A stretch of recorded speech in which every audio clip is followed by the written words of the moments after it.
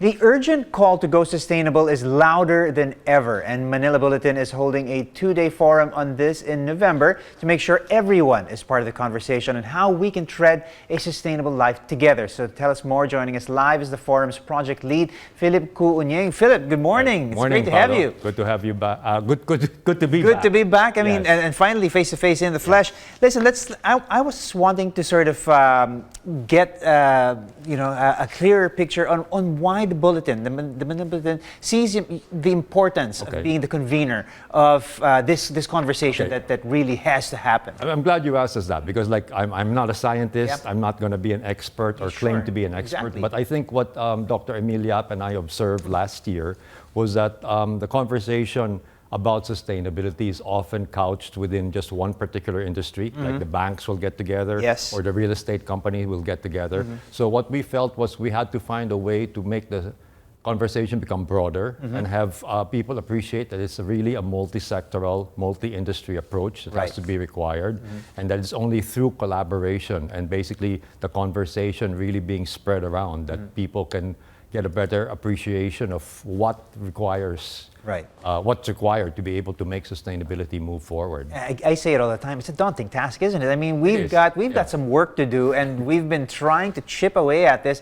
and it's quite a challenge. This is the second year that you guys have convened this talk. What were the learnings from last year, and where do you see the conversation going? We are. I mean, I'm being brutally frank about it. No, for me, we're taking small steps. No, I mean. For me, one of the major stumbling blocks in terms of the trickle down of consciousness or awareness about sustainability is that it's still being couched in a conversation that's primarily in English. Okay. I think until you get to the point where maybe the DOST with the Department of Education sort of create a language of sustainability that is in the vernacular or in Filipino, it's going to be hard to get people to trickle down. And plus, you have the defense mechanism of most Filipinos now. They're very ma-pride. Like right away when you say sustainability, they're not going to admit it's nosebleed country or it's something that they don't really appreciate or understand well. Right away they'll say, hindi, alam ko na yon. And so I think that's part of the reason that we have this impasse in terms of people appreciating more. I take to heart what I heard last year when a mall began sort of doing surveys about people who were coming to the mall, and they were asking them what do they think about climate change. And one of the top answers was, yung nasa aircon namin. Okay.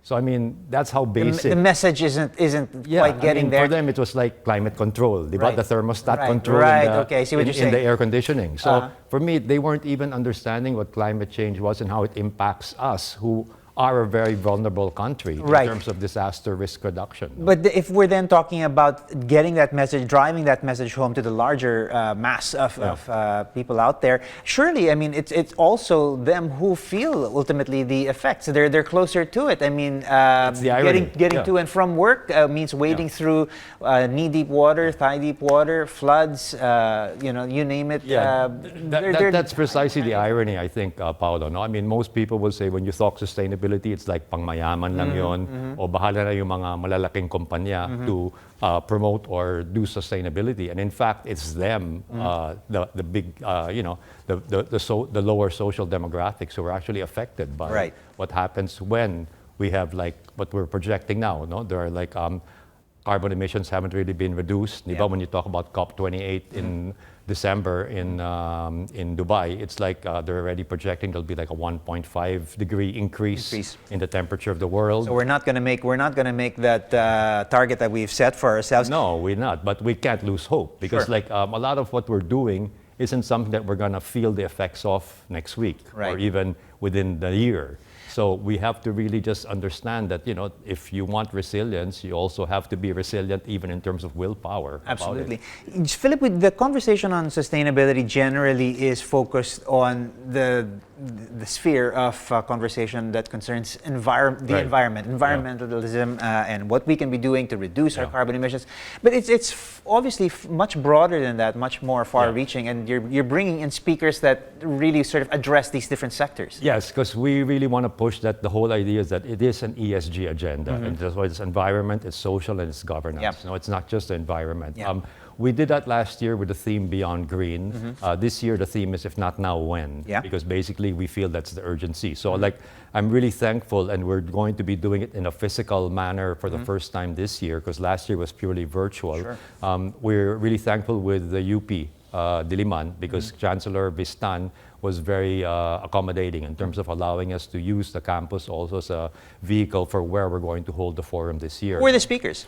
Well, right now, the keynote speaker in the morning of the first day is supposed to be Secretary Tony Yulo Loizaga, but that's of course pending her having to leave for Dubai for the COP. It's a busy schedule, yeah. Yeah, and then we also have on the next day Quezon City Mayor Joy Belmonte, and then most of the other speakers will be private companies, no? And so we've really put together a different mix, because we've had the sessions sort of be tailor fit towards specific SDGs. So it's SDG 7, 9, 11, and 12. No? So we have one talking energy, so we have ASEN, Avoid This Power. We have real estate, we have Arthaland, we have NEO, we have MegaWorld, we have SM Prime. And we have all these different other groups talking as well. From the retail side, Watson's, ASEN, JNT Express.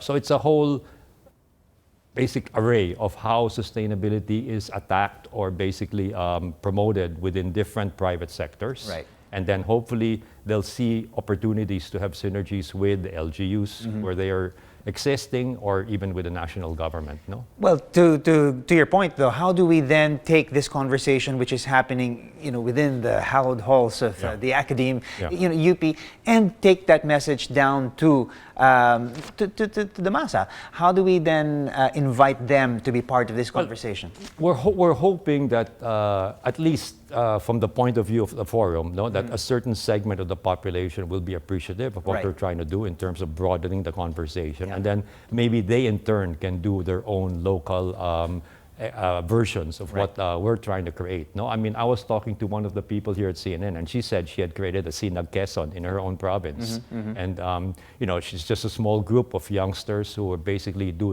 talking about the environment primarily, and also talking about social agenda. But they're doing that at the grassroots level, right? And so hopefully something like our forum can help inspire other children to do that, or other kids to do that, or young adults to be creating something within their own sphere of influence. Right, and it's so important to get the youth in on this conversation. They're the ones who are going to be championing it and living it. Because like our generation, basically, well, not yours, but mine, we're the ones who screwed it up. We're in the same boat. Don't you worry about that, Philip. Yeah. Listen, how can we take part? How do we need to register? Do we just show up? You can just show up November 21, 22 at the UP School of Statistics Auditorium. It's really open to the public. It's primarily an audience of students, but the public is welcome. And then what we're doing, similar to last year, is we're then uploading it onto our website and to the Facebook page of Manila Bulletin, so people can listen to the talks, and they can cherry pick who they want to feel is most relevant to them, in terms of what the conversation is about. Yeah, fantastic. It sounds like really the best way to get that message out there and really have this important conversation. Thank you to CNN and to you, Paolo, for the opportunity to talk about it. It's always a pleasure to have you on, Philip. Thank you so much for joining us this morning here at New Day. Thank you.